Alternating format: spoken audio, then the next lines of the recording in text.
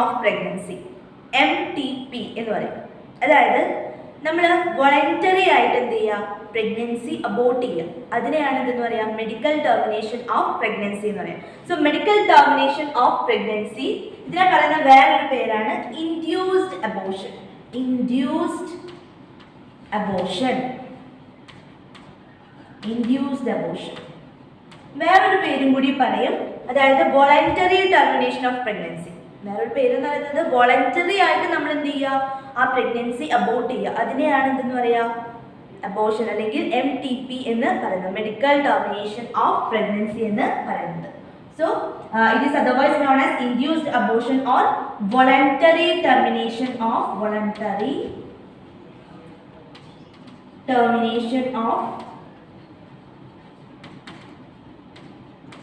voluntary termination of pregnancy.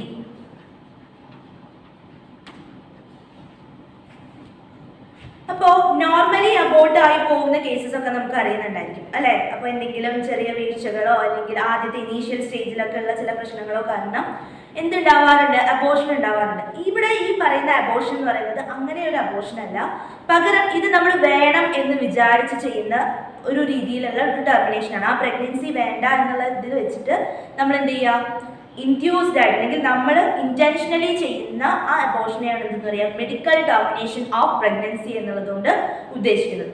അപ്പോൾ ഈ medical termination of pregnancy നമ്മുടെ ഇന്ത്യ ലീഗലൈസ് ചെയ്തിട്ടുണ്ട് ഇൻ 1971.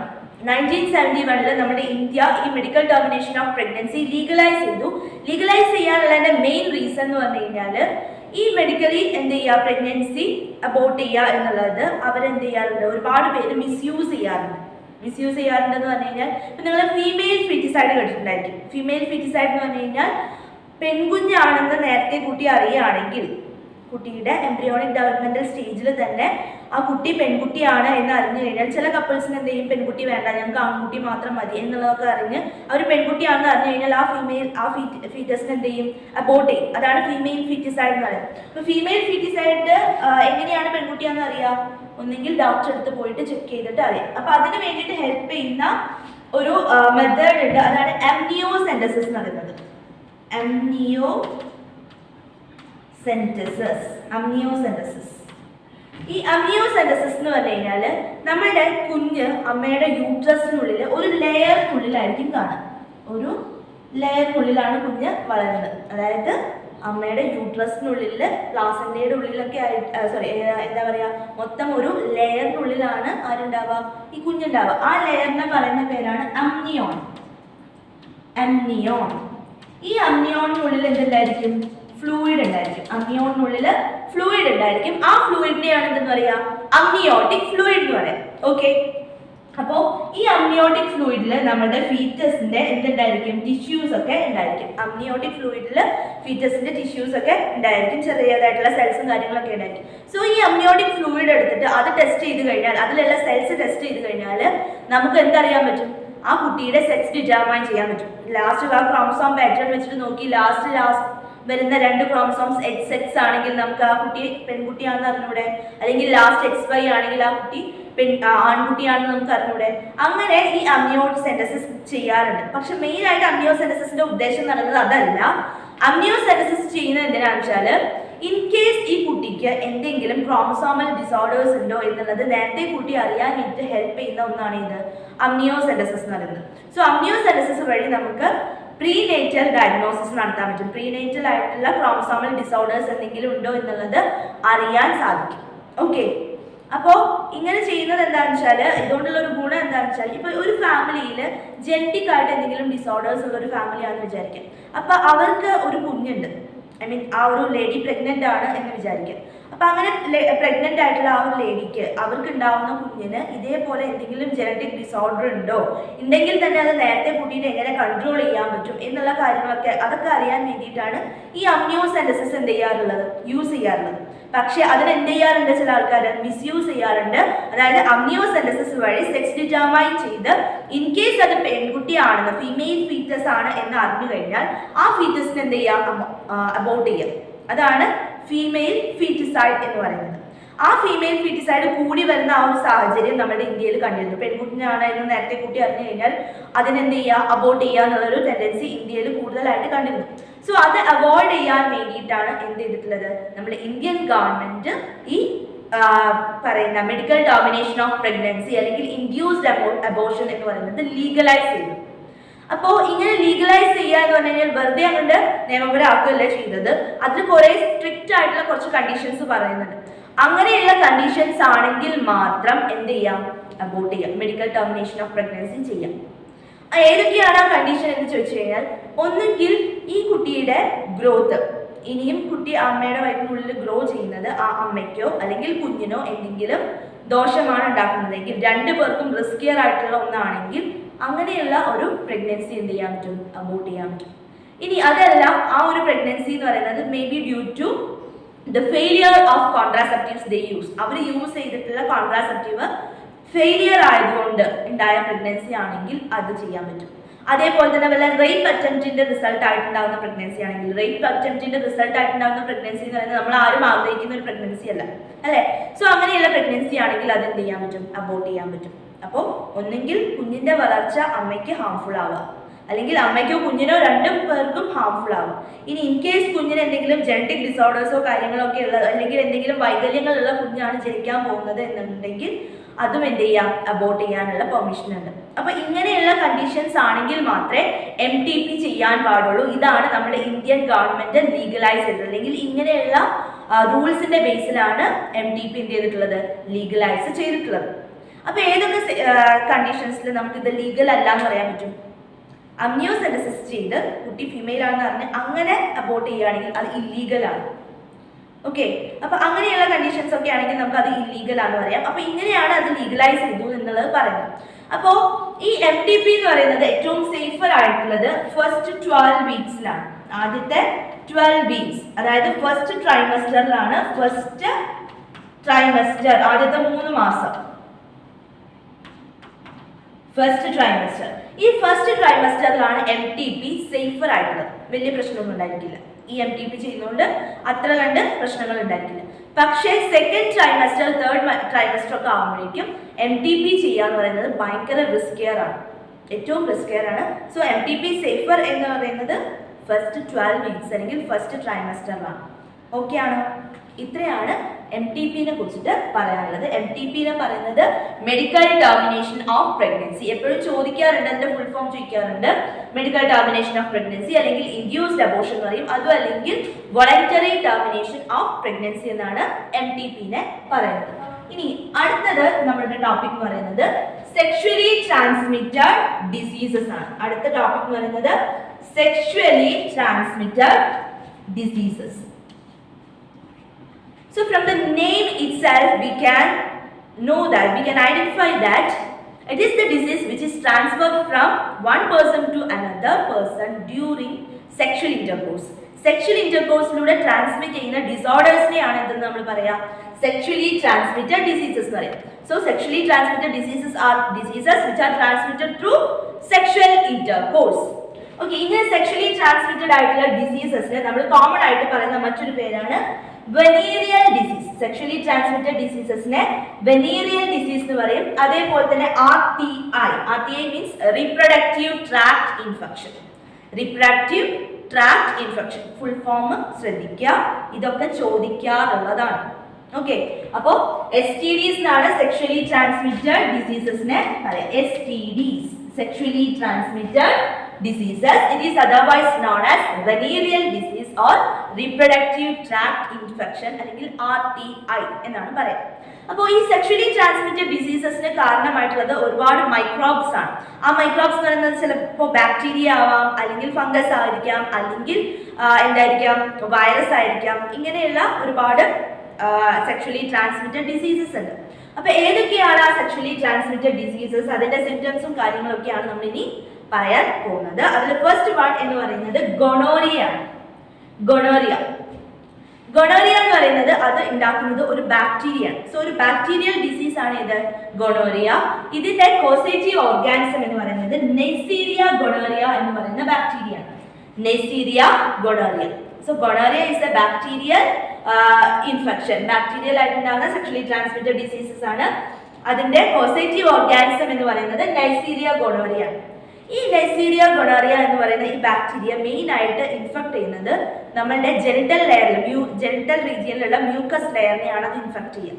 ഈ ഗൊണോറിയയുടെ സിംറ്റംസ് എന്ന് പറഞ്ഞു കഴിഞ്ഞാൽ പസ് ഫോർമേഷൻ ആണ്. ഒന്ന്, ഈ ഗൊണോറിയ ഏത് റീജിയനിലാണോ ഉള്ളത് ആ റീജിയനിൽ എന്തുണ്ടാവും, പസ് ഫോം ചെയ്യാൻ തുടങ്ങും. ചെറുതായിട്ട് ഇങ്ങനെ പഴുപ്പ് പോലെ ഫോം ചെയ്യാൻ തുടങ്ങും. അതാണ് ഒന്നാമത്തെ സിംറ്റം എന്ന് പറയുന്നത്. രണ്ടാമത്തെ സിംറ്റം എന്ന് പറയുന്നത് പെയിൻ ഡ്യൂറിങ് യൂറിനേഷൻ. യൂറിനേഷന്റെ ടൈമിൽ എന്തുണ്ടാവും, പെയിൻ ഉണ്ടായിരിക്കും, നല്ല വേദന ഉണ്ടായിരിക്കും. ഇതാണ് എന്തിന്റെ സിംറ്റംസ്, ഗൊണോറിയയുടെ സിംറ്റംസ് ആയിട്ട് കൺസിഡർ ചെയ്യുന്നത്. ഇനി രണ്ടാമത്തെ ഡിസീസ് ആണ് സിഫിലിസ് എന്ന് പറയുന്നത്. Syphilis is also A bacterial disease. അതും ഒരു ബാക്ടീരിയൽ ഡിസീസ് ആണ്. അതിന്റെ പോസിറ്റീവ് ഓർഗാൻസ് ആണ് ട്രിപ്പോണിമ പാലിഡം. ട്രിപ്പോണിമ പാലിഡം ആണ് ഇതിന്റെ നമ്മളുടെ സിഫിലിസ് എന്ന് പറയുന്ന ബാക്ടീരിയൽ ഡിസീസിന്റെ, സെക്ഷലി ട്രാൻസ്മിറ്റ് ചെയ്യുന്ന ബാക്ടീരിയൽ ഡിസീസിന്റെ സിംറ്റം എന്ന് പറയുന്നത്. അപ്പോൾ ഇത് ഈ പറയുന്ന സിഫിലിസ് 3 സ്റ്റേജസ് ആയിട്ടാണ് കാണുന്നത്. അതിന്റെ ഇനീഷ്യൽ സ്റ്റേജ്, അതായത് പ്രൈമറി സ്റ്റേജ് എന്ന് പറയുന്നത് the form a painless ulcer.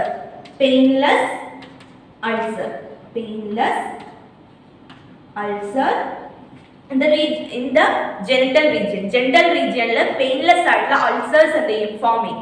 അതാണ് ഇനീഷ്യൽ സ്റ്റേജിൽ ഉണ്ടാവുക. അപ്പൊ ഇങ്ങനെ പെയിൻലെസ് ആയിട്ടുള്ള ഒരു അൾസർ ആയതുകൊണ്ട് തന്നെ നമ്മൾ നോർമലി അതെന്താ വലിയ കാര്യമാക്കിയിട്ട് എടുക്കില്ല. രണ്ടാമത്തെ സ്റ്റേജ് ഈ പെയിൻലെസ് അൾസറുമായിട്ട് പിന്നെ അത് സെക്കൻഡറി സ്റ്റേജിലേക്ക് എത്തുമ്പോൾ അവിടെ എന്തുണ്ടാവും, ചെറിയ ബ്ലിസ്റ്റേഴ്സ് ഒക്കെ എന്ത് ചെയ്യാൻ തുടങ്ങും, ഫോം ചെയ്യാൻ തുടങ്ങും. അല്ലെങ്കിൽ പനി ഉണ്ടാവും, ഫീവർ ഉണ്ടാവും, ജോയിന്റ് പെയിൻസ് ഉണ്ടായിരിക്കും,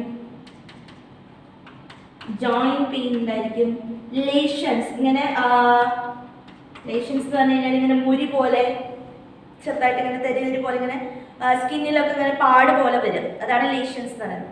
അപ്പൊ ഇങ്ങനെയുള്ള പ്രശ്നങ്ങളാണ് സെക്കൻഡറി സ്റ്റേജിൽ ഉണ്ടാവുക. ഇതിന്റെ സെക്കൻഡറി സ്റ്റേജ്. ഇനി ഇത് ടെർഷറി സ്റ്റേജിലേക്ക് എത്തിയെന്ന് വിചാരിക്കുക, ഒന്നും കൂടി കോംപ്ലിക്കേറ്റഡ് ആയിട്ടുള്ള സ്റ്റേജിലേക്ക് എത്തിക്കഴിഞ്ഞാൽ ഇത് നമ്മളുടെ ഇന്റേണൽ ഓർഗൻസിനെയും എന്ത് ചെയ്യും, ഇന്റേണൽ ഓർഗൻസിനെ എഫക്ട് ചെയ്യും. It effects our internal organs. നമ്മുടെ ഇന്റേണൽ ഓർഗൻസിനെ അത് എന്ത് ചെയ്യും, എഫക്ട് ചെയ്യും. അപ്പൊ ഇന്റേണൽ ഓർഗൻസിനെ എഫക്ട് ചെയ്ത് കഴിഞ്ഞാൽ ഒരു പക്ഷേ നമുക്ക് അതെന്തായിരിക്കാം, ഫേറ്റൽ വരെ ആവും. അതായത് നമ്മുടെ മരണത്തിന് വരെ കാരണമാകുന്ന ഒരു സെക്ഷലി ട്രാൻസ്മിറ്റഡ് ഡിസീസ് ആണ് ഇത് സിഫിലിസ് എന്ന് പറയുന്നത്. The next sexually transmitted disease is genital herpes. ഇനി നമ്മൾ പറയുന്ന 4 വൈറസ് ഡിസീസസ് ആണ്, അല്ലെങ്കിൽ വൈറസ് ആണ് അതിന്റെ പോസിറ്റീവ് ഓർഗാൻസ്. ആദ്യം വന്നത് ബാക്ടീരിയൽ ഡിസീസ് ആണ്. ആ ബാക്ടീരിയൽ ഡിസീസിന് എക്സാമ്പിൾ ആണ് ഗോണോറിയയും അതേപോലെ തന്നെ സിഫിലിസും. വൈറൽ ഡിസീസ് ആണ് genital herpes, genital warts, AIDS, hepatitis B എന്ന് പറയുന്നത്. ബാക്ടീരിയൽ ഡിസീസസിനേക്കാളും കുറച്ചും കൂടി കോംപ്ലിക്കേറ്റഡ് ആണ് വൈറൽ ഡിസീസ് എന്ന് പറയുന്നത്. അത് കൺട്രോൾ ചെയ്യാൻ കമ്പാരിറ്റീവ്ലി ഭയങ്കര ബുദ്ധിമുട്ടായിരിക്കും, അല്ലെങ്കിൽ ഭയങ്കര റിസ്കിയർ ആയിട്ടുള്ള ഒന്നാണ് ഇത് വൈറൽ ഡിസീസസ് എന്ന് പറയുന്നത്. സോ അപ്പൊ അതിന് എക്സാമ്പിൾ ആണ് ജെനിറ്റൽ ഹെർപ്സ്. ജെനിറ്റൽ ഹെർപ്സ് എന്ന് പറയുന്നത് അതിന്റെ കോസേറ്റീവ് ഓർഗാൻസ് HSV ആണ്. HSV അതായത് ഹെർപ്സ് സിംപ്ലെക്സ് വൈറസ് ആണ് ജെനിറ്റൽ ഹെർപ്സിന്റെ കോസേറ്റീവ് ഓർഗാനിസം എന്ന് പറയുന്നത്. ഈ ജെനിറ്റൽ ഹെർപ്സിന്റെ സിംറ്റം എന്താണെന്ന് വെച്ച് കഴിഞ്ഞാൽ the forms blisters on genital area. Genital ഏരിയയിൽ ചെറിയ കുരുക്കൾ പോലെ എന്ത് ചെയ്യാൻ തുടങ്ങിയിട്ടുണ്ടാവും, ഫോം ചെയ്യാൻ തുടങ്ങിയിട്ടുണ്ടാവും. ഒരു കുറച്ച് ചെറിയ കുരുക്കൾ, അതിങ്ങനെ പൊട്ടി വരുന്ന രീതിയിലുള്ള കുരുക്കൾ പോലെ എന്ത് ചെയ്യുന്നുണ്ടായിരിക്കും, ഫോം ചെയ്യുന്നുണ്ടായിരിക്കും. ഇതാണ് ജെനിറ്റൽ ഹെർപ്സിലുണ്ടാവും. ഇനി ജെനിറ്റൽ വാർഡ്സ് ഉണ്ട്. അടുത്തത് ജെനിറ്റൽ വാർഡ്സ് ആണ്. അതിന്റെ കോസേറ്റീവ് ഓർഗാനിസം എന്ന് പറയുന്നത് ഹ്യൂമൻ പാപ്പിലോമ വൈറസ് ആണ്, HPV. HPVന്റെ ഫുൾ ഫോം ഹ്യൂമൻ പാപ്പിലോമ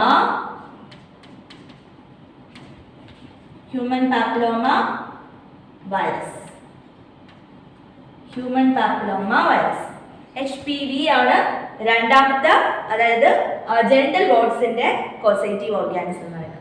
അപ്പൊ ജെനിറ്റൽ വാർഡ്സ് എന്ന് പറഞ്ഞു കഴിഞ്ഞാൽ ഇപ്പൊ നമ്മുടെ സ്കിന്നിലൊക്കെ വാർഡ്സ് നിങ്ങൾ കേട്ടിട്ടുണ്ടായിരിക്കും. സ്കിൻ വാർഡ്സ് പോലെ ജെനിറ്റൽ റീജിയനിൽ എന്തുണ്ടാവുക, വാർഡ്സ് ഫോം ചെയ്യും. വാർഡ്സ് എന്ന് പറഞ്ഞു കഴിഞ്ഞാൽ ഈ അരിമ്പാറ പോലെ ഫോം ചെയ്യുന്ന ഒരു സാധനം ഉണ്ടല്ലോ, അരിമ്പാറ എന്നൊക്കെ നമ്മൾ പറയും. അതാണ് സ്കിന്നിൽ കാണുന്ന wards.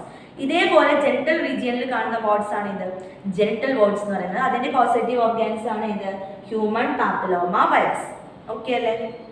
And next one is AIDS. ഏറ്റവും ഫെമിലിയർ ആയിട്ടുള്ള ഒരു സെക്ഷലി ട്രാൻസ്മിറ്റഡ് ഡിസീസ് ആണ് എയ്ഡ്സ് എന്ന് പറയുന്നത്. എയ്ഡ്സ് ട്രാൻസ്മിറ്റ് ചെയ്യുന്നത് സെക്ഷൽ ഇന്റർകോഴ്സിലൂടെ മാത്രമല്ല, വേറെ പല രീതിയിലും കൂടി എന്ത് ചെയ്യുന്നുണ്ട്, എയ്ഡ്സ് ട്രാൻസ്മിറ്റ് ചെയ്യുന്നത്. അതായത് ബോഡി ഫ്ലൂയിഡ്സിലൂടെ, മദർ ടു ഫീറ്റസ്, ഇങ്ങനെ കുറെ റീസൺസ് നമ്മൾ പറയുന്നുണ്ട്. പക്ഷെ ഇവിടെ നമ്മൾ സെക്ഷലി ട്രാൻസ്മിറ്റഡ് ഡിസീസ് എന്നുള്ള രീതിയിൽ പറയുന്നത് കൊണ്ട് ഇവിടെ സെക്ഷൽ ഇന്റർകോഴ്സ് വഴിയാണ് എന്ത് ചെയ്യുന്നത്, ട്രാൻസ്മിറ്റ് ചെയ്യുന്നത്. HIV എന്ന് പറയുന്ന വൈറസ് ആണ് അതിന്റെ കോസേറ്റീവ് ഓർഗാനിസം. HIV വൈറസിന്റെ ഫുൾ ഫോം എന്താ? ഹ്യൂമൻ ഇമ്മ്യൂണോ ഡെഫിഷ്യൻസി വൈറസ് അല്ലെ? ഹ്യൂമൻ ഇമ്മ്യൂണോ ഡെഫിഷ്യൻസി വൈറസ് ആണ് HIV virus, and that is the causative organism of AIDS. എയ്ഡ്സിന്റെ ഫുൾ ഫോം എന്താ? Acquired immunodeficiency syndrome. Acquired immunodeficiency syndrome എന്നുള്ളതാണ് എയ്ഡ്സിന്റെ full form, and causative organism is HIV virus അല്ലെ? അപ്പോ ഇത് എങ്ങനെയാണ് transmit ചെയ്യുന്നത്, അല്ലെങ്കിൽ ഇതിന്റെ സിംറ്റം എന്ന് പറഞ്ഞു കഴിഞ്ഞാൽ ഈ പറയുന്ന വൈറസ് മെയിൻ ആയിട്ട് ഇൻഫെക്ട് ചെയ്യുന്നത് നമ്മുടെ മാക്രോഫേജസിനെയാണ്. ഈ മാക്രോഫേജസിൽ നിന്നാണ് നമുക്ക് ഇമ്മ്യൂണിറ്റിയും കാര്യങ്ങളൊക്കെ കിട്ടുന്നത്. അതായത് ബി ലിംഫോസൈറ്റ്സ്, ടി ലിംഫോസൈറ്റ്സ് അങ്ങനെയുള്ള സാധനങ്ങളൊക്കെ ഫോം ചെയ്യുന്നുണ്ടാവുക അല്ലെ? ല്യൂക്കോസൈറ്റ്സ് ഒക്കെ എന്തിൽ നിന്ന് ഫോം ചെയ്യാറുണ്ട്? മാക്രോഫേജസിൽ നിന്നായിട്ട് ഫോം ചെയ്യാറുണ്ട്. അപ്പൊ മെയിൻ ആയിട്ട് ഇത് ഇൻഫെക്ട് ചെയ്യുന്നത് മാക്രോഫേജസിനെയാണ്. അപ്പൊ മാക്രോഫേജസിനെ ഇൻഫെക്ട് ചെയ്ത് കഴിഞ്ഞാൽ അത് നമ്മുടെ ഇമ്മ്യൂണിറ്റിനെ കൂടി എന്ത് ചെയ്യുന്നുണ്ട്, ബാധിക്കുന്നുണ്ട്. അതുവഴി നമ്മുടെ ഇമ്മ്യൂണിറ്റിനെ കൂടി അത് എന്ത് ചെയ്യും, ഇൻഫെക്ട് ചെയ്യും അല്ലെ? ഇമ്മ്യൂണിറ്റിനെ കൂടിയാണ് അത് ബാധിക്കുന്നത്. അപ്പൊ ഇമ്മ്യൂണിറ്റിനെ ബാധിച്ചു കഴിഞ്ഞാൽ സ്വാഭാവികമായിട്ടും നമുക്ക് എന്ത് ചെയ്യും, ഇമ്മ്യൂണിറ്റി കുറയാൻ തുടങ്ങും. ഈ വൈറസ് നമ്മുടെ ഇമ്മ്യൂൺ സിസ്റ്റത്തിനെ എഫക്ട് ചെയ്ത് നമുക്ക് നമ്മുടെ ഇമ്മ്യൂണിറ്റി എന്ത് ചെയ്യാൻ തുടങ്ങും, റെഡ്യൂസ് ചെയ്യാൻ തുടങ്ങും. അങ്ങനെ ഇമ്മ്യൂണിറ്റി വന്നു കഴിഞ്ഞാൽ സ്വാഭാവികമായിട്ട് എന്താ സംഭവിക്കുക, പെട്ടെന്ന് അസുഖങ്ങൾ വരും. പെട്ടെന്ന് അസുഖങ്ങൾ വന്നിട്ടാണ് നമ്മൾ എന്ത് ചെയ്യുന്നത്, മരിക്കുന്നത്. അതായത് എയ്ഡ്സ് വന്നു എന്ന് വിചാരിച്ചിട്ടല്ല മരണം. ആ എയ്ഡ്സ് വന്നപ്പോൾ നമുക്ക് ഇമ്മ്യൂണിറ്റി കുറഞ്ഞപ്പോൾ വേറെ വല്ല ഡിസീസസിന്റെ അല്ലെങ്കിൽ വല്ല ബാക്ടീരിയൽ വൈറസ് ഡിസീസസ് ഒക്കെ വരികയാണെങ്കിൽ പെട്ടെന്ന് അത് കാരണം നമ്മൾ എന്ത് ചെയ്യും, തട്ടിപ്പോകും. അതാണ് ഏത്, എയ്ഡ്സ് എന്ന് പറയുന്നത്. ഇനി അടുത്തത് ഏതാ, hepatitis B and causative organism is hepatitis B virus. Hepatitis ബിന്റെ കോസേറ്റീവ് ഓർഗാനിസം എന്ന് പറയുന്നത് ഹെപ്പറ്റൈറ്റിസ് ബി വൈറസ് ആണ്. അപ്പോൾ ഈ ഹെപ്പറ്റൈറ്റിസ് ബി വൈറസ് ആണ് എന്തിന് കാരണം എന്ന് പറഞ്ഞു, ഹെപ്പറ്റൈറ്റിസിന് കാരണം നമ്മൾ പറഞ്ഞു. പക്ഷേ ഇതില് വേറൊരു കാര്യം പറയാൻ വേണ്ടിയിട്ട്, ഇപ്പൊ നമ്മൾ ഒരുവിധം സെക്ഷലി ട്രാൻസ്മിറ്റഡ് ഡിസീസസ് ഒക്കെ നമുക്ക് എന്ത് ചെയ്യാൻ പറ്റും, കൺട്രോൾ ചെയ്യാൻ പറ്റും, അല്ലെങ്കിൽ ക്യൂറബിൾ ആണ്. പക്ഷെ ഇതിൽ ക്യൂറബിൾ അല്ലാത്ത സെക്ഷലി ട്രാൻസ്മിറ്റഡ് ഡിസീസസ് ആണ് hepatitis B, AIDS and syphilis. ഏതൊക്കെയാണ് ക്യൂറബിൾ അല്ലാത്തത്? സിഫിലിസ് ഉണ്ട്, അതേപോലെ തന്നെ എയ്ഡ്സ് ഉണ്ട്, ഹെപ്പറ്റൈറ്റിസ് ബി ഉണ്ട്. ഇത് മൂന്നുമാണ് നമുക്ക് ക്യൂറബിൾ അല്ലാത്ത, ഇതുവരെ മരുന്നും കാര്യങ്ങളൊന്നും മര്യാദക്ക് കണ്ടെത്താത്ത ഡിസീസ് എന്ന് പറയുന്നത്. ക്ലിയർ ആണല്ലോ? സോ ഇത്രയാണ് സെക്ഷലി ട്രാൻസ്മിറ്റഡ് ഡിസീസ് എന്നുള്ളതിലൂടെ പറയാനുള്ളത്. ഇനി ഇതിന്റെ ഒക്കെ കോമൺ സിംറ്റംസ് ഉണ്ട്. മെയിൻ ആയിട്ടുള്ള ഒരു കോമൺ സിംറ്റം എന്ന് പറയുന്നത് itching in genital region. Genital റീജിയൻസിൽ എന്തുണ്ടാവും, ഇച്ചിങ് ഉണ്ടാവും, ചൊറിച്ചിൽ ഉണ്ടായിരിക്കും. നമ്മുടെ പ്യൂബിക് റീജിയനിലൊക്കെ ചൊറിച്ചിൽ ഉണ്ടായിരിക്കും. അതേപോലെ തന്നെ പെയിൻ ഉണ്ടായിരിക്കും. ജെന്റൽ റീജിയനിൽ പെയിൻ ഉണ്ടായിരിക്കും. ജെന്റൽ റീജിയനിൽ നിന്ന് ഫ്ലൂയിഡ് ഡിസ്ചാർജ് ഉണ്ടായിരിക്കും. ഒന്നുകിൽ ആ ഒരു പർട്ടിക്കുലർ ഡിസീസ് ഉണ്ടായിരുന്നെങ്കിൽ എന്തെങ്കിലും അൾസർ ഉണ്ടായിട്ട് അതിൽ നിന്നുള്ള പസ് ആയിരിക്കാം വരുന്നുണ്ടാവുക, അല്ലെങ്കിൽ ഇൻഫെക്ഷൻ കാരണം ഉണ്ടാവുന്ന ഫ്ലൂയിഡ് ഡിസ്ചാർജ് ആയിരിക്കും ഉണ്ടാവുക. ഓക്കെ, അപ്പൊ ഫ്ലൂയിഡ് ഡിസ്ചാർജ് ഉണ്ടായിരിക്കും. ഈ സെക്ഷലി ട്രാൻസ്മിറ്റഡ് ഡിസീസസ് ഒക്കെ മെയിൻ ആയിട്ട് ഇൻഫെക്ട് ചെയ്യുന്നത് അല്ലെങ്കിൽ കൂടുതലായിട്ട് കാണുന്നത് ഒരു 15 മുതൽ 25 വയസ്സ് വരെയുള്ള ആൾക്കാരിലാണ് ഇത് കൂടുതലായിട്ട് എന്ത് ചെയ്യുന്നത്, കാണുന്നത്. ഈ സെക്ഷലി ട്രാൻസ്മിറ്റഡ് ഡിസീസസ് കൂടുതൽ കാണുന്നത് ഈ ഒരു ഏജ് ഗ്രൂപ്പിലുള്ള ആൾക്കാർക്കാണ്. എന്ന് വിചാരിച്ചിട്ട് അപ്പുറത്തുള്ള ആൾക്കാർക്ക് കാണില്ല എന്നല്ല. ഇപ്പോൾ എയ്ഡ്സ് ഒക്കെ ആണെങ്കിൽ ചെറിയ കുഞ്ഞുങ്ങളിൽ നമ്മൾ കാണാറുണ്ട്. ഇനി നേരത്തെ ഒരു കാര്യം പറഞ്ഞിട്ടുണ്ടായിരുന്നു, നമ്മൾ ഫസ്റ്റ് പറഞ്ഞ ഡിസീസ് എന്ന് പറയുന്നത് ഗോണോറിയ ആയിരുന്നു. ഈ ഗോണോറിയ ഉള്ള ഒരു ലേഡി, അവർക്ക് ഉണ്ടാവുന്ന കുഞ്ഞിന് ഓക്കുലാർ ഇൻഫെക്ഷൻ ഉണ്ടാവാനുള്ള സാധ്യതയുണ്ട്. അതായത് കണ്ണിന് ഇൻഫെക്ഷൻ ഉണ്ടാവാനുള്ള സാധ്യത കാണുന്നുണ്ട്. ഓക്കെ, സോ അപ്പൊ ഇത്രയാണ് എന്തിനെ കുറിച്ചിട്ട് പറയാനുള്ളത്, സെക്ഷലി ട്രാൻസ്മിറ്റഡ് ഡിസീസസിനെ കുറിച്ചിട്ട് പറയാനുള്ളത്. ഓക്കെ, ഇനി അടുത്തത് ഇൻഫെർട്ടിലിറ്റി. ഇൻഫെർട്ടിലിറ്റി എന്ന് പറഞ്ഞു കഴിഞ്ഞാൽ നമുക്ക് കുറച്ചും കൂടി എന്താ പറയാ, മലയാളത്തിൽ നന്നായിട്ട് പറയുകയാണെങ്കിൽ വന്ധ്യത എന്ന് പറയും. വന്ധ്യത എന്ന് പറഞ്ഞു കഴിഞ്ഞാൽ നമ്മൾ ഈ പറഞ്ഞ കോൺട്രാസെപ്റ്റീവ് മെത്തേഡ്സ് ഒന്നും യൂസ് ചെയ്യാതെ ഉണ്ടാവുന്ന സെക്ഷൽ ഇന്റർകോഴ്സ്, എന്നിട്ട് പോലും അവർക്ക് കുഞ്ഞുങ്ങൾ ഉണ്ടാവുന്നില്ലെങ്കിൽ, അല്ലെങ്കിൽ ആ കപ്പിൾസിന് കുഞ്ഞുങ്ങൾ ഉണ്ടാവുന്നില്ല, ഒരു 2 വർഷത്തേക്കായിട്ട് ഒരു കോൺട്രാസെപ്റ്റീവ് മെത്തേഡ്സ് ഒന്നും യൂസ് ചെയ്യാണ്ടിരുന്നിട്ടും അവർക്ക് കുഞ്ഞുങ്ങളൊന്നും ഉണ്ടാവുന്നില്ലെങ്കിൽ ആ ഒരു കണ്ടീഷനെയാണ് എന്തെന്ന് പറയാ, ഇൻഫെർട്ടിലിറ്റി എന്ന് പറയുന്നത്. Okay, so infertility is the inability of the couples. It is the inability of the couples to produce young ones. Young ones ne produce cheyanalla inability neയാണ് എന്തെന്ന് പറയാ, ഇൻഫെർട്ടിലിറ്റി എന്ന് പറയുന്നത്. പക്ഷെ എങ്ങനെയുള്ള കണ്ടീഷനും കൂടി ആവണം? എങ്ങനെയാണ്? In spite of unprotected sexual intercourse, even if it is an unprotected sexual intercourse, they don't have any child. അല്ലെങ്കിൽ അവിടെ ഒരു ഫെർട്ടിലൈസേഷൻ നടക്കുക, അതിൽ നിന്ന് ഒരു കുഞ്ഞുണ്ടാവാത്ത ഒരു അവസ്ഥയാണ് എന്ത്? ഇൻഫെർട്ടിലിറ്റി എന്ന് പറയുന്നത്. അങ്ങനെ ഇൻഫെർട്ടൈൽ ആയിട്ടുള്ള ഒരുപാട് കപ്പിൾസിനെ കുറിച്ചിട്ട് ഇപ്പോൾ നമുക്ക് അറിയുന്നുണ്ടായിരിക്കും. അപ്പം ഇങ്ങനെ ഇൻഫെർട്ടൈൽ ആയിട്ടുള്ള കപ്പിൾസിന് അല്ലെങ്കിൽ ഈ ഒരു കണ്ടീഷനൊക്കെ വന്നു കഴിഞ്ഞാൽ നമുക്ക് അതിനെ ട്രീറ്റ് ചെയ്യാൻ വേണ്ടിയിട്ട് ക്ലിനിക്സും കാര്യങ്ങളൊക്കെ ഉണ്ട് അല്ലേ? ഇൻഫെർട്ടിലിറ്റി ട്രീറ്റ്മെന്റ് സെന്റേഴ്സ് ഒക്കെ ഉണ്ടായിരിക്കും. അപ്പോൾ അവിടെ നമ്മളുടെ ഈ ഇൻഫെർട്ടൈൽ ആയിട്ടുള്ള കപ്പിൾസിന് കുഞ്ഞുങ്ങൾ ഉണ്ടാവാൻ വേണ്ടിയിട്ട് അവരെ അസിസ്റ്റ് ചെയ്യുന്ന കുറേ ടെക്നിക്സുകളുണ്ട്. ആ ടെക്നിക്സിനെയാണ് നമ്മൾ എന്തെന്ന് പറയുക? അസിസ്റ്റഡ് റീപ്രൊഡക്റ്റീവ് ടെക്നിക്സ് എന്ന് പറയുന്നത്. ആ ഒരു ടെക്നിക്കിനെയാണ് അസിസ്റ്റഡ് റീപ്രൊഡക്റ്റീവ് ടെക്നിക്സ് എന്ന് പറയുന്നത്. അങ്ങനെയുള്ള ടെക്നിക്സിനെ കളക്റ്റീവായിട്ട് പറയുന്ന പേരാണ് അസിസ്റ്റഡ് റീപ്രൊഡക്റ്റീവ് ടെക്നിക്സ്. അപ്പോൾ എന്തുകൊണ്ടായിരിക്കും ഈ ഇൻഫെർട്ടിലിറ്റി ഉണ്ടാകുന്നത്? എന്തുകൊണ്ടായിരിക്കാം ഇൻഫെർട്ടൈൽ ആയിട്ടുള്ള കപ്പിൾസ് ഉണ്ടാകുന്നത്? അതാണ് നമ്മൾ പറയുന്നത്. ഒന്നെങ്കിൽ അത് ചില ഫിസിക്കൽ റീസൺസ് കൊണ്ടായിരിക്കാം, എന്തെങ്കിലും ഫിസിക്കൽ റീസൺ കൊണ്ടായിരിക്കാം. ഒന്നെങ്കിൽ അമ്മയുടെ ഓവറി പ്രോപ്പറായിട്ട് ഫങ്ഷൻ ചെയ്യാത്തതുകൊണ്ടോ അല്ലെങ്കിൽ അങ്ങനെ എന്തെങ്കിലും ആയിരിക്കും. അല്ലെങ്കിൽ പെനിസിന്റെ സൈസ് വളരെ കുറവായിട്ടും അതേപോലെ തന്നെ ഇജാക്കുലേഷൻ പ്രോപ്പറായിട്ട് നടക്കാൻ പറ്റാത്ത ആ ഒരു സൈസ് കുറഞ്ഞതുകൊണ്ട് പ്രോപ്പർ ഇൻസെമിനേഷൻ നടത്താൻ പറ്റില്ല എന്നുള്ള കണ്ടീഷനാണെങ്കിൽ അതും ഫിസിക്കൽ ആയിട്ടുള്ള ഇഷ്യൂ ആണ് അല്ലെ. രണ്ടാമത്തേത് കൺജനിറ്റൽ ആണ്. കൺജനിറ്റൽ എന്ന് പറഞ്ഞു കഴിഞ്ഞാൽ ജന്മന ഉണ്ടാവുന്ന പ്രശ്നം. ഇപ്പൊ ജന്മന ഉണ്ടാവുന്ന പ്രശ്നത്തിന്റെ ഒരു എക്സാമ്പിൾ ആണ് നമ്മൾ ക്രിപ്റ്റോർക്കിഡിസം എന്ന് പറഞ്ഞിട്ടുണ്ട് അല്ലെ. ക്രിപ്റ്റോർക്കിഡിസം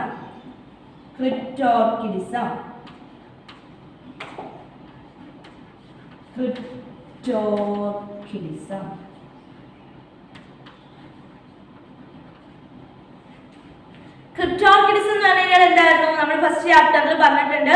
ക്രിപ്റ്റോർക്കിഡിസം എന്ന് പറഞ്ഞു കഴിഞ്ഞാൽ ഒരു ബേബി ബോയ്, ആ ബേബി ബോയ്ക്ക് 8th month ആകുമ്പോഴേക്കും അബ്ഡോമിനിൽ ഇരിക്കുന്ന ടെസ്റ്റിസ് എന്ത് ചെയ്യണം? സ്ക്രോട്ടത്തിനുള്ളിലേക്ക് ഡിസെൻഡ് ചെയ്യണം അല്ലെ. 8th month അത് നടക്കുക. പക്ഷെ ചില കുട്ടികളിൽ ആ ഒരു ടെസ്റ്റിസ് എന്ത് ചെയ്യില്ല, സ്ക്രോട്ടത്തിലേക്ക് ഡിസെൻഡ് ചെയ്യാണ്ട് വരുന്ന ആ കണ്ടീഷനെയാണ് എന്തെന്ന് പറയുക? ക്രിപ്റ്റോർക്കിഡിസം എന്ന് പറയും. അപ്പൊ അങ്ങനെ സ്ക്രോട്ടത്തിലേക്ക് ടെസ്റ്റിസ് ഡിസെൻഡ് ചെയ്തിട്ടില്ലെങ്കിൽ അവിടെ ബോഡി ടെമ്പറേച്ചർ എന്ത് ചെയ്യാൻ പറ്റില്ല? മെയിൻറ്റെയിൻ ചെയ്യാൻ പറ്റില്ല. അതായത് നോർമൽ ബോഡി ടെമ്പറേച്ചറിനേക്കാളും ഒരു 2 to 2.5 degrees Celsius മാത്രമേ എന്ത് നടക്കുള്ളൂ? നമ്മുടെ സ്പെർമാറ്റോജെൻസിസ് നടക്കുള്ളൂ നമുക്കറിയാം അല്ലെ. സോ ആ ഒരു ടെമ്പറേച്ചർ ഇല്ലാത്തതുകൊണ്ട് തന്നെ അവിടെ എന്ത് നടക്കില്ല? സ്പെർമാറ്റോജെൻസിസ് നടക്കില്ല. അപ്പൊ ഇങ്ങനെയുള്ള പ്രശ്നം അതാണ് കൺജനിറ്റൽ ഡിസീസ് എന്ന് പറയുന്നത്, അല്ലെങ്കിൽ കൺജനിറ്റൽ ആയിട്ടുള്ള കാര്യം പറയുന്നത്. പിന്നെ അതേപോലെ തന്നെ ചില ഡിസീസസ് കാരണം പല ഇപ്പൊ ഹെപ്പറ്റൈറ്റിസ് ബി അതേപോലെയുള്ള എന്തെങ്കിലുമൊക്കെ ഡിസീസസ് കാരണം എന്തുണ്ടാവാറുണ്ട്? ഈ ഇൻഫെർട്ടിലിറ്റി ഉണ്ടാവാറുണ്ട്. സെക്ഷുവലി ട്രാൻസ്മിറ്റഡ് ആയിട്ടുള്ള ഡിസീസസ് കാരണം ഇൻഫെർട്ടിലിറ്റി ഉണ്ടാവാറുണ്ട്. ചില ഡ്രഗ്സ് യൂസ് ചെയ്യുന്ന ആൾക്കാർക്ക് ഡ്രഗ്സ് എന്ന് പറയുന്നത് പല ടൈപ്പിലുള്ള ഡ്രഗ്സ് ആവാം. ആ ഡ്രഗ്സുകളുടെ ഇമ്പാക്റ്റ് ആയിട്ട് എന്തുണ്ടാവാം? ഇൻഫെർട്ടിലിറ്റി ഉണ്ടാവാം. അല്ലെങ്കിൽ ഇമ്മ്യൂണോളജിക്കൽ ആയിട്ട് നമ്മുടെ ഇമ്മ്യൂണിറ്റിയുമായിട്ട് റിലേറ്റ് ചെയ്തിട്ടുള്ള എന്തെങ്കിലും പ്രശ്നം കാരണം എന്തുണ്ടാവാം? ഇൻഫെർട്ടിലിറ്റി ഉണ്ടാവാം എന്ന് നമ്മൾ പറഞ്ഞു. ഇനി ഈ ഇൻഫെർട്ടിലിറ്റിക്കുള്ള ട്രീറ്റ്മെന്റ് സെന്ററിനെയാണ് നമ്മൾ എന്തെന്ന് പറയുക? ഇൻഫെർട്ടിലിറ്റി ട്രീറ്റ്മെന്റ് സെന്റർ അല്ലെങ്കിൽ ഇൻഫെർട്ടിലിറ്റി ക്ലിനിക്സ് എന്നൊക്കെ പറയും അല്ലെ. അപ്പൊ അതിനെ അസിസ്റ്റ് ചെയ്യുന്ന ടെക്നിക്സിനെയാണ് നമ്മൾ എന്തെന്ന് പറയുക? അസിസ്റ്റഡ് റീപ്രൊഡക്റ്റീവ് ടെക്നിക്സ് എന്ന് പറയുന്നത്. അതിലുള്ള കുറച്ച് അസിസ്റ്റഡ് റീപ്രൊഡക്റ്റീവ് ടെക്നിക്സ് ആണ് നമ്മൾ ഇനി നോക്കുന്നത്. സോ അസിസ്റ്റഡ് റീപ്രൊഡക്റ്റീവ് ടെക്നിക്കിൽ നമ്മൾ ഫസ്റ്റ് പറയുന്നത് ടെസ്റ്റ് ട്യൂബ് ബേബി ആണ്. ഇപ്പൊ ടെസ്റ്റ് ട്യൂബ് ബേബി എന്ന് പറയുന്ന ഈ അസിസ്റ്റഡ് റീപ്രൊഡക്റ്റീവ് ടെക്നിക്കിൽ എന്താ ചെയ്യുന്നതെന്ന് വെച്ചാൽ ഒന്നെങ്കിൽ ഒരു ഡോണർ അല്ലെങ്കിൽ ഹസ്ബൻഡ് ഇവിടെ നിന്ന് എന്ത് ചെയ്യും? സ്പേം കളക്ട് ചെയ്യും.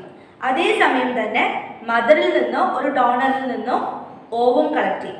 ഇത് രണ്ടും കളക്ട് ചെയ്തിട്ട് നമ്മുടെ ലബോറട്ടറിയിൽ വെച്ചിട്ട് നമ്മുടെ യൂട്രസിനുള്ളിൽ ഏതാണോ കണ്ടീഷൻ അല്ലെങ്കിൽ ഫെർട്ടിലൈസേഷന് വേണ്ട കണ്ടീഷൻ ഏതാണോ ആ ഒരു കണ്ടീഷൻ ആർട്ടിഫിഷ്യലി എന്ത് ചെയ്യും? ക്രിയേറ്റ് ചെയ്തിട്ട് അവിടെ വെച്ചിട്ട് എന്ത് നടക്കും? എഗ്ഗും സ്പേമും തമ്മിൽ ഫ്യൂസ് ചെയ്യിക്കും. എഗ്ഗും സ്പേമും തമ്മിൽ ഫ്യൂസ് ചെയ്ത് കഴിഞ്ഞാൽ സ്വാഭാവികമായിട്ട് അവിടെ എന്ത് നടന്നു? ഫെർട്ടിലൈസേഷൻ നടന്ന് അതിന്റെ റിസൾട്ട് ആയിട്ട് സൈഗോട്ട് ഫോം ചെയ്യും. ഈ സൈഗോട്ട് പിന്നീട് എന്തായിട്ട് മാറും? എംബ്രിയോ ആയിട്ട് മാറും. ഈ എംബ്രിയോൻ എന്ത് ചെയ്യും? മദറിന്റെ യൂട്രസിലേക്കോ അല്ലെങ്കിൽ സറോഗേറ്റ് ആയിട്ടുള്ള മദർ ആണെങ്കിൽ ആ മദറിന്റെ യൂട്രസിലേക്ക് അല്ലെങ്കിൽ ഫെലോപ്പിയൻ ട്യൂബിലേക്ക് എന്ത് ചെയ്യും? ട്രാൻസ്ഫർ ചെയ്യും. ഓക്കെ, അങ്ങനെ എംബ്രിയോനെ ട്രാൻസ്ഫർ ചെയ്യുന്നതിനെയാണ് നമ്മൾ എന്തെന്ന് പറയാ? എംബ്രിയോ ട്രാൻസ്ഫർ എന്ന് പറയുന്നത്. ET എംബ്രിയോ ട്രാൻസ്ഫർ അല്ലെങ്കിൽ ET എന്ന് പറയും. സോ ഇവിടെ ടെസ്റ്റ് ട്യൂബ് ബേബിയിൽ എന്താ ചെയ്യാം? സ്പേം കളക്റ്റഡ് ഫ്രം ഫാദർ അല്ലെങ്കിൽ ഡോണർ അതേപോലെ തന്നെ മദറിൽ നിന്നോ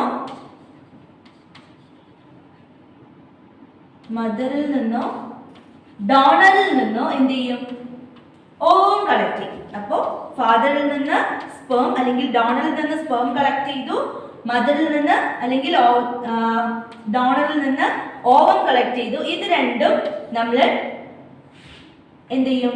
ഒരു ആർട്ടിഫിഷ്യൽ ആയിട്ടുള്ള മീഡിയം അല്ലെങ്കിൽ ലാബിൽ വെച്ചിട്ട് നമ്മൾ എന്ത് ചെയ്യും? ഒരു സിമുലേറ്റഡ് ആയിട്ടുള്ള കണ്ടീഷനിൽ നമ്മൾ എന്ത് ചെയ്യും? ഇത് ഫ്യൂസ് ചെയ്യിക്കും.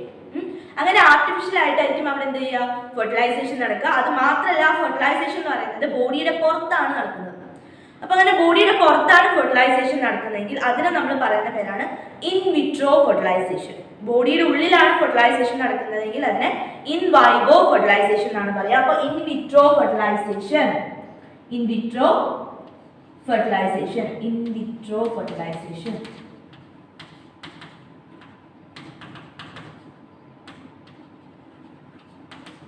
ഇതിന്റെ ഷോർട്ട് ആണ് IVF, in vitro fertilisation. IVF ക്ലിനിക്സും കാര്യങ്ങളൊക്കെ നിങ്ങൾ കേട്ടിട്ടുണ്ടായിരിക്കും. അപ്പോൾ ഈ പറയുന്ന ടെസ്റ്റ് ട്യൂബ് ബേബിയിൽ എന്താ ഉണ്ടാവുന്നത് നമ്മൾ പറഞ്ഞു. ഇനി ഇവിടെ ഫെർട്ടിലൈസേഷൻ നടന്നു കഴിഞ്ഞാൽ, എഗ്ഗും ഓവും തമ്മിൽ ഫ്യൂസ് ചെയ്ത് ഫെർട്ടിലൈസേഷൻ നടന്നു കഴിഞ്ഞാൽ സൈഗോട്ട് ഫോം ചെയ്യുമല്ലോ. സൈഗോട്ട് എന്ന് പറയുന്നത് ഒരു സിംഗിൾ സെല്ലും അതേപോലെ തന്നെ ഡിപ്ലോയിഡ് ആയിരിക്കും അല്ലേ? 2 സെല്ലല്ല, സിംഗിൾ സെല്ലും അതിനുള്ളിലുള്ള ക്രോമസോമൽ കണ്ടീഷൻ എന്ന് പറയുന്നത് ഡിപ്ലോയിഡ് ആയിരിക്കും. ഇനി ആ സൈഗോട്ട് ഇനി എന്ത് ചെയ്യും? ക്ലീവേജ് നടന്ന് ഒരു 8 സെല്ല് സ്റ്റേജ് ആയി കഴിഞ്ഞാൽ, 8 സെല്ലുള്ള സ്റ്റേജ് ആയി കഴിഞ്ഞാൽ അത് നേരെ ട്രാൻസ്ഫർ ചെയ്യുന്നത് മദറിന്റെ ഫെലോപ്പിയൻ ട്യൂബിലേക്കാണ് ട്രാൻസ്ഫർ ചെയ്യുക. അങ്ങനെ ഫെലോപ്പിയൻ ട്യൂബിലേക്ക് എംബ്രിയോനെ ട്രാൻസ്ഫർ ചെയ്യുന്ന ആ ടെക്നിക്കിനെ പറയുന്ന പേരാണ് ZIFT. Means zygote intra fallopian transfer.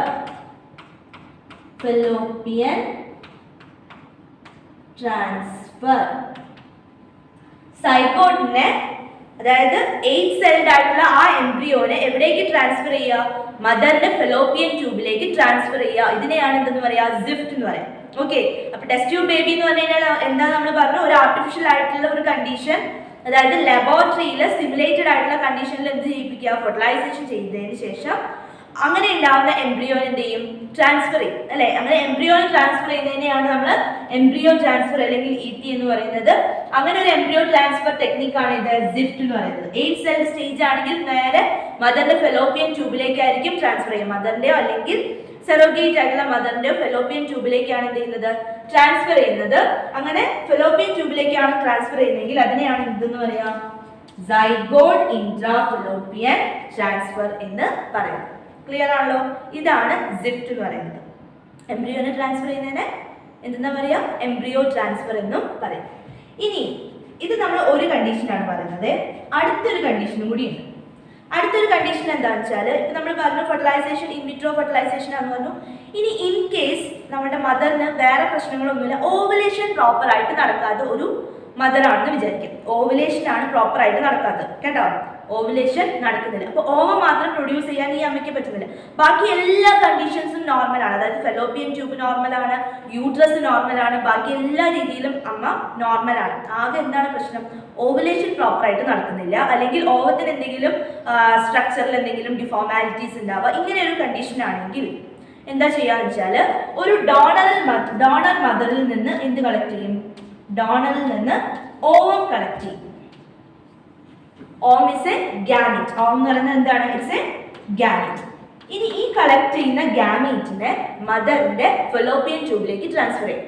So this gamete is transferred into the fallopian tube. ആരുടെ ഫെലോപ്പിയൻ ട്യൂബിലേക്കാണ് ട്രാൻസ്ഫർ ചെയ്യുക? നമ്മുടെ ഈ ഒരു മദറിന്റെ ഫെലോപ്പിയൻ ട്യൂബിലേക്കാണ് ട്രാൻസ്ഫർ ചെയ്യുക. അങ്ങനെ ഗാമീറ്റിനെ ഫെലോപ്പിയൻ ട്യൂബിലേക്ക് ട്രാൻസ്ഫർ ചെയ്യുന്നതിനെയാണ് എന്തെന്ന് പറയാ? ഗിഫ്റ്റ് എന്ന് പറയാം. Gift. Gamete intra fallopian transfer. Gamete intra fallopian transfer അല്ലെങ്കിൽ ഗിഫ്റ്റ് എന്ന് പറയും. So really this gift is a gift. എങ്ങനെയുള്ളവർക്ക് അത് ഗിഫ്റ്റ് ആവാം? അതായത് ഓവർ പ്രൊഡ്യൂസ് ചെയ്യാൻ പറ്റാത്ത ഒരു മദർ, ബാക്കി എല്ലാ കണ്ടീഷൻസും നോർമൽ ആയിട്ടുള്ള ആ ഒരു മദർ, അവർക്ക് ഇങ്ങനെ ഒരു ടെക്നിക് എന്ന് പറയുന്നത് അതെന്താണ്, ശരിക്കും ഒരു ഗിഫ്റ്റാണ്. അവർക്ക് അവരുടേതായിട്ടുള്ള ഒരു കുഞ്ഞിനെ ഉണ്ടാക്കാൻ, പ്രസവിക്കാനും ഒക്കെ എന്ത് ചെയ്യും, ഈ ഒരു ടെക്നിക്ക് വഴി സാധിക്കും. ഓക്കെ, ക്ലിയർ ആണല്ലോ? സോ ഇതാണ് ഗിഫ്റ്റ് എന്നുള്ളതുകൊണ്ട് ഉദ്ദേശിക്കുന്നത്. ഇപ്പൊ രണ്ട് ടെക്നിക്സ് കൂടെ നമ്മൾ പറഞ്ഞു, ഒന്ന് ഗിഫ്റ്റും അതേപോലെ തന്നെ സിഫ്റ്റും. സിഫ്റ്റ് എന്ന് പറഞ്ഞു കഴിഞ്ഞാൽ സൈഗോട്ടിനെ ഫെലോപ്പിയൻ ട്യൂബിലേക്ക് എന്ത് ചെയ്യും, ട്രാൻസ്ഫർ ചെയ്യാണ് ചെയ്യുക. ഗിഫ്റ്റ് എന്ന് പറഞ്ഞു കഴിഞ്ഞാൽ ഇവിടെ ഗാമീറ്റിനെയാണ് എന്ത് ചെയ്യുക, ട്രാൻസ്ഫർ ചെയ്യുക. ഡോണറിൽ നിന്നുള്ള ഗാമീറ്റിനെ കളക്ട് ചെയ്തിട്ട് മദറിന്റെ ഫെലോപ്പിയൻ ട്യൂബിലേക്ക് ട്രാൻസ്ഫർ ചെയ്യും. അതേസമയം തന്നെ ഇൻസെമിനേഷൻ കൂടി നടക്കുകയാണെങ്കിൽ അവിടെ ആ മദറിന്റെ ഫെലോപ്പിയൻ ട്യൂബിൽ വെച്ചിട്ട് എന്ത് നടക്കും, ഫെർട്ടിലൈസേഷൻ നടക്കും അല്ലെ. ഫെർട്ടിലൈസേഷൻ നടന്ന് പിന്നീട് യൂട്രസ് പ്രോപ്പർ ആയതുകൊണ്ട് തന്നെ അവിടെ വെച്ചിട്ട് ഇംപ്ലാന്റേഷനും ബാക്കിയുള്ള കംപ്ലീറ്റ് ഡെവലപ്മെന്റും ഈ മദറിന്റെ ബോഡിയിൽ തന്നെയാണ് എന്ത് ചെയ്യുന്നത്, കണ്ടിന്യൂ ചെയ്യുന്നത്. So that is gift. ഇനി വേറൊരു കണ്ടീഷനും കൂടി ഉണ്ട്. ആ കണ്ടീഷനാണ് ICSI. ICSI. ഈ ICSIന്റെ ഫുൾ ഫോം എന്ന് പറയുന്നത് intracytoplasmic sperm injection. Cytoplasmic sperm injection.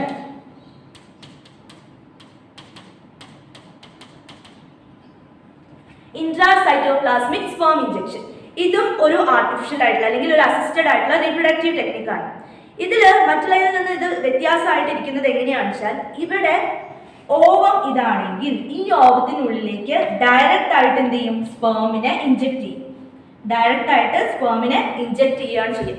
ഓവത്തിന്റെ സൈറ്റോപ്ലാസ്റ്റിനുള്ളിലേക്ക് സ്പേമിനെ എന്ത് ചെയ്യും, ഡയറക്റ്റ് ആയിട്ട് ഇഞ്ചെക്ട് ചെയ്യും. ഇത് ലബോറട്ടറി കണ്ടീഷനിലാണ് ചെയ്യുന്നത്. ലബോറട്ടറി കണ്ടീഷനിലാണ് ഇത് ചെയ്യുന്നത്. അപ്പോൾ ആ ഒരു ലബോറട്ടറി കണ്ടീഷനിൽ തന്നെ നമ്മൾ എന്ത് ചെയ്യുന്നുണ്ട്, അവിടെ ഫെർട്ടിലൈസേഷൻ നടക്കുന്നുണ്ട്. ഫെർട്ടിലൈസേഷൻ നടന്നു കഴിഞ്ഞാൽ ഈ സൈഗോട്ടിനെ, അത് 8 സെല്ലിന്റെ സ്റ്റേജ് ആയിട്ടിരിക്കുകയാണെങ്കിൽ അതിനെവിടേക്ക് ട്രാൻസ്ഫർ ചെയ്യും, സിഫ്റ്റ് അല്ലെങ്കിൽ സൈഗോട്ട് ആണെങ്കിൽ ആ ഒരു ഇതിനെ ഫെലോപ്പിയൻ ട്യൂബിലേക്ക് ട്രാൻസ്ഫർ ചെയ്യും. ഇതാണ് നടക്കുക. അതായത് ഒന്നുകിൽ യൂട്രസിലേക്ക് ട്രാൻസ്ഫർ ചെയ്യുക, അല്ലെങ്കിൽ എവിടേക്ക് ട്രാൻസ്ഫർ ചെയ്യും, ഫെലോപ്പിയൻ ട്യൂബിലേക്ക് ട്രാൻസ്ഫർ ചെയ്യും. ഫെലോപ്പിയൻ ട്യൂബിലേക്ക് ട്രാൻസ്ഫർ ചെയ്യുകയാണെങ്കിൽ നമ്മൾ സിഫ്റ്റ് എന്നാണ് പറയാം അല്ലെ. ഇനി യൂട്രസിലേക്കാണ് ട്രാൻസ്ഫർ ചെയ്യുന്നതെങ്കിൽ ഇൻട്രാ യൂട്രൈൻ ട്രാൻസ്ഫർ ആണ്. യൂട്രസിലേക്കാണ് ട്രാൻസ്ഫർ ചെയ്യുന്നതെങ്കിൽ, അതായത് 8 സെല്ലിന് മുകളിലുള്ള സ്റ്റേജ് ആണെങ്കിൽ, സെൽ സ്റ്റേജ് 8 സെല്ലിന് മുകളിലാണെങ്കിൽ നേരെ എവിടേക്കായിരിക്കും ട്രാൻസ്ഫർ ചെയ്യുന്നുണ്ടാവുക, മദറിന്റെ യൂട്രസിലേക്കായിരിക്കും ട്രാൻസ്ഫർ ചെയ്യുന്നുണ്ടാവുക. അതുകൊണ്ടാണ് ഇൻട്രാ യൂട്രൈൻ ട്രാൻസ്ഫർ അല്ലെങ്കിൽ IUT എന്ന് പറയുന്നത്. നമ്മൾ ഈ ചാപ്റ്ററിൽ രണ്ട് സെയിം രീതിയിലുള്ള ടേംസ് പറയുന്നുണ്ട്. ഒന്ന് IUDയും അതേപോലെ തന്നെ IUTയും. IUD എന്ന് പറഞ്ഞു കഴിഞ്ഞാൽ എന്താ, IUD എന്ന് പറഞ്ഞു കഴിഞ്ഞാൽ ഇൻട്രാ യൂട്രൈൻ ഡിവൈസ് ആണ്. Intra uterine device. And this intrauterine device is a contraceptive method. അല്ലേ, ഇതൊരു കോൺട്രാസെപ്റ്റീവ് മെത്തേഡ് ആണ്. പക്ഷേ IUT എന്ന് പറഞ്ഞാൽ എന്താ, it's an infertility treatment. Infertility treatment ആണ് ഏത്, IUT എന്ന് പറയുന്നത്, ഇൻട്രായൂട്രൈൻ ട്രാൻസ്ഫർ എന്ന് പറയുന്നത്. ഓക്കെ, സോ ഇതാണ് ICSI പറയാനുള്ളത്. ഇനി ഒരു കണ്ടീഷൻ കൂടിയുണ്ട്, ആർട്ടിഫിഷ്യൽ ഇൻസെമിനേഷൻ അല്ലെങ്കിൽ AI എന്ന് പറയും. Artificial insemination.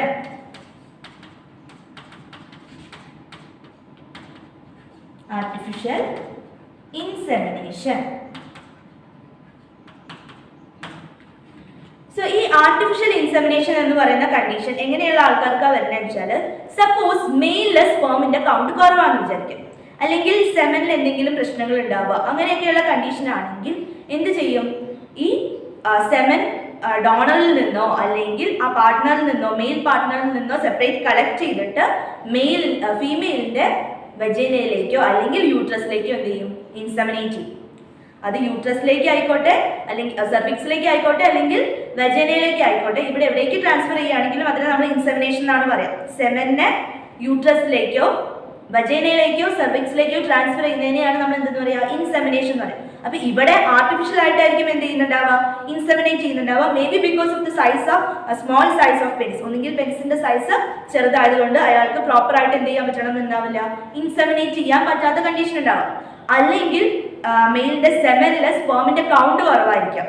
അപ്പൊ ഇങ്ങനെയുള്ള കണ്ടീഷൻസ് വരുമ്പോൾ ഒന്നുകിൽ എന്ത് ചെയ്യും, ഈ മെയിൽ പാർട്ട്ണറിൽ നിന്ന് സെമൻ കളക്ട് ചെയ്തിട്ട് അല്ലെങ്കിൽ ഡോണറിൽ നിന്ന് സെമൻ കളക്ട് ചെയ്തിട്ട് ആർട്ടിഫിഷ്യൽ ആയിട്ട് ഈ ഫീമെയിലിന്റെ റീപ്രൊഡക്റ്റീവ് ട്രാക്റ്റിലേക്ക് എന്ത് ചെയ്യും, ഇൻസെമിനേറ്റ് ചെയ്യും. So that is artificial insemination.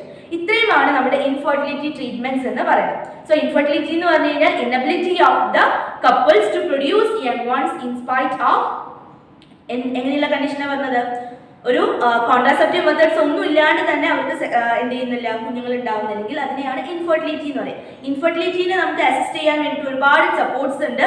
അതിനെയാണ് അസിസ്റ്റഡ് റീപ്രൊഡക്റ്റീവ് ടെക്നിക്സ് എന്ന് പറയുന്നത്. ആ അസിസ്റ്റഡ് റീപ്രൊഡക്റ്റീവ് ടെക്നിക്സിൽ വരുന്നതാണ് ഏതൊക്കെ, test tube baby. Test tube baby എന്താന്ന് പറഞ്ഞു, അതേപോലെ തന്നെ സിഫ്റ്റ് എന്താന്ന് പറഞ്ഞു. സിഫ്റ്റ് എന്ന് പറഞ്ഞു കഴിഞ്ഞാൽ ആർട്ടിഫിഷ്യൽ ആയിട്ട് നമ്മൾ ഇൻവിട്രോ ഫെർട്ടിലൈസേഷൻ ചെയ്തതിന് ശേഷം 8 സെൽഡ് ആയിട്ടുള്ള ബ്ലാസ്റ്റോമിയറിനെ ഫെലോപ്പിയൻ ട്യൂബിലേക്ക് ട്രാൻസ്ഫർ ചെയ്യുകയാണെങ്കിൽ സിഫ്റ്റ് എന്ന് പറയും. ഇനി ഗാമീറ്റിനെയാണ് ട്രാൻസ്ഫർ ചെയ്യുന്നതെങ്കിൽ ഗിഫ്റ്റ് എന്ന് പറയും. യൂട്രസിലേക്കാണ് 8 സെല്ലിനേക്കാളും മുകളിലുള്ള കണ്ടീഷനിൽ യൂട്രസിലേക്കാണ് ട്രാൻസ്ഫർ ചെയ്യുന്നതെങ്കിൽ IUT ഇൻട്രാ യൂട്രൈൻ ട്രാൻസ്ഫർ എന്നാണ് പറയുക. ICSI എന്ന് പറഞ്ഞു കഴിഞ്ഞാൽ ഇൻട്രാ സൈറ്റോപ്ലാസ്മിക് സ്പേം ഇഞ്ചക്ഷൻ. ഓവത്തിന്റെ സൈറ്റോപ്ലാസ്മിലേക്ക് ഡയറക്റ്റ് ആയിട്ട് സ്പേമിനെ ഇഞ്ചക്ട് ചെയ്യുന്നതിനെയാണ് എന്തെന്ന് പറയാ, ഇൻട്രാ സൈറ്റോപ്ലാസ്മിക് സ്പേം ഇഞ്ചക്ഷൻ എന്ന് പറയുന്നത്. ആൻഡ് ലാസ്റ്റ് പറഞ്ഞത് ആർട്ടിഫിഷ്യൽ ഇൻസെമിനേഷൻ. ഇത്രയും കാര്യങ്ങളാണ് ഇൻഫെർട്ടിലിറ്റി എന്ന് പറയുന്ന ഈ ഒരു ടോപ്പിക്കിൽ നമുക്ക് പറയാനുള്ളത്. സോ ടോട്ടലി നമ്മുടെ ഹ്യൂമൻ റീപ്രൊഡക്ഷൻ കഴിഞ്ഞതിന് ശേഷം നമ്മുടെ രണ്ടാമത്തെ ചാപ്റ്റർ ആയ റീപ്രൊഡക്റ്റീവ് ഹെൽത്ത് എന്ന് പറയുന്ന ഈ ഒരു ചാപ്റ്ററിൽ മെയിൻ ആയിട്ട് നമ്മൾ ഡിസ്കസ് ചെയ്തത് ഫസ്റ്റ് പോപ്പുലേഷനുമായിട്ട് റിലേറ്റ് ചെയ്തിട്ടുള്ള കാര്യങ്ങൾ പറഞ്ഞു. റീപ്രൊഡക്റ്റീവ് ഹെൽത്ത് എന്താണെന്നും റീപ്രൊഡക്റ്റീവ് ഹെൽത്തിൽ വരുന്ന പ്രോബ്ലംസും അതിനുള്ള സ്ട്രാറ്റജീസും കാര്യങ്ങളും പറഞ്ഞു. അതിന്റെ മെയിൻ പ്രോബ്ലം ആയിട്ടുള്ളതാണ് ഓവർ പോപ്പുലേഷൻ അല്ലെങ്കിൽ പോപ്പുലേഷൻ എക്സ്പ്ലോഷൻ എന്ന് പറയുന്നത്. ആ പോപ്പുലേഷൻ കൺട്രോൾ ചെയ്യാൻ വേണ്ടിയിട്ട് മെയിൻ ആയിട്ട് നമുക്ക് ചെയ്യാൻ പറ്റുന്ന ഒരു കാര്യം എന്ന് പറയുന്നത് എന്തായിരുന്നു, ബൾക്ക് കൺട്രോൾ മെത്തേഡ്സ് ആണ് അല്ലെ. അങ്ങനെ ബർക്ക് കൺട്രോൾ മെത്തേഡ്സ് നമ്മൾ കുറേ പറഞ്ഞു. നാച്ചുറൽ ആയിട്ടുള്ളത് പറഞ്ഞു, ബാരിയേഴ്സ് പറഞ്ഞു, IUDs പറഞ്ഞു, ടെമ്പററി ആയിട്ടുള്ളതും അതേപോലെ തന്നെ പെർമനന്റ് ആയിട്ടുള്ള സർജിക്കൽ മെത്തേഡ്സ് പറഞ്ഞു. പിന്നെ MTP എന്താണെന്ന് പറഞ്ഞു. പിന്നെ എന്താ ലാസ്റ്റ് നമ്മൾ പറഞ്ഞത്, ഇൻഫെർട്ടിലിറ്റി ട്രീറ്റ്മെന്റ്സ് കാര്യങ്ങളൊക്കെ പറഞ്ഞു. അപ്പൊ ഇത്രയുമാണ് നമ്മുടെ ഈ ഒരു ചാപ്റ്ററിൽ പറയാനുള്ളത്. ക്ലിയർ ആയി കാണുമെന്ന് വിശ്വസിക്കുന്നു. Thank you.